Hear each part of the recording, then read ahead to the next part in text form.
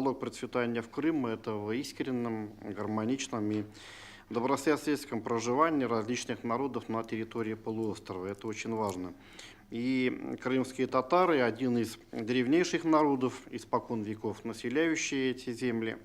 Безусловно, их голос один из ключевых и важнейших во время принятия решений. Я, как и наблюдатель на референдуме, и видел обстановку, что и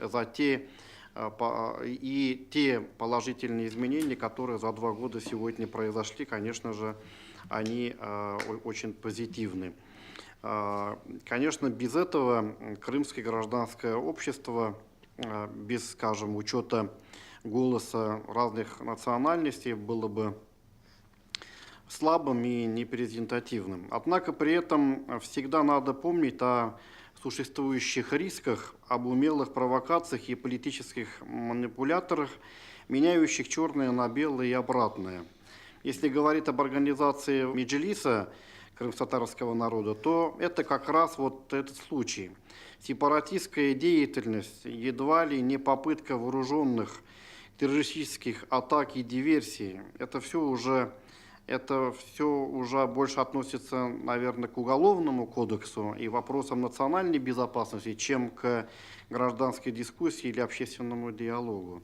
Вот общаясь с нашими коллегами и муфтием, и членом Общественной палаты Республики Крым Асадуллой Баировым, и выезжая в регион, мы ведь знаем, что так называемая организация Меджлис, она, во-первых, не имеет юридического статуса, и то, что она сегодня ведет при подаче Запада информационную войну, хочет расколоть общество внутри, оно, слава Богу, сегодня уже как бы воспринимается иначе крымскими татарами. Они уже, абсолютное большинство их, поняли, что это идет просто большая игра. Люди как бы зарабатывают себе дивиденды. И позиции муфтия, даже вот сейчас последние события, которые везде очень муссируются, якобы идет давление на ислам, что вот там правоохранительные органы забрали из домов там татар, которые относятся к запрещенной в Российской Федерации организации Хизбут Тахрир.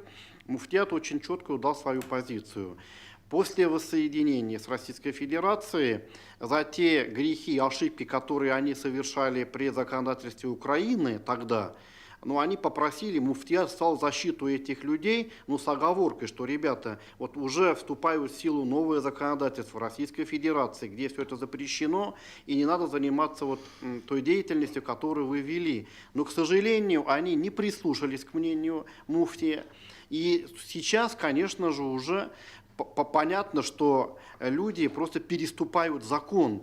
И официальные структуры, как, скажем, и муфтият сегодня, лидер мнения татарского народа в Крыму, или другие организации, Крым, или там другие структуры, они понимают, очевидно, что защищать этих ребят никак неправильно, потому что они действительно сегодня реально являются как бы преступниками.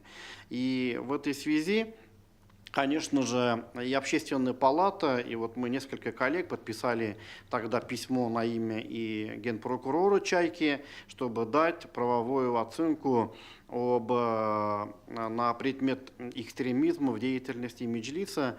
И то, что сегодня принято решение прокурором Поклонской, мы его поддерживаем. И, как говорят мои коллеги в Крыму, муфти и имамы, то это, возможно, даже надо было делать уже вчера. То есть своевременно, правильные решения, и это нужно остановить.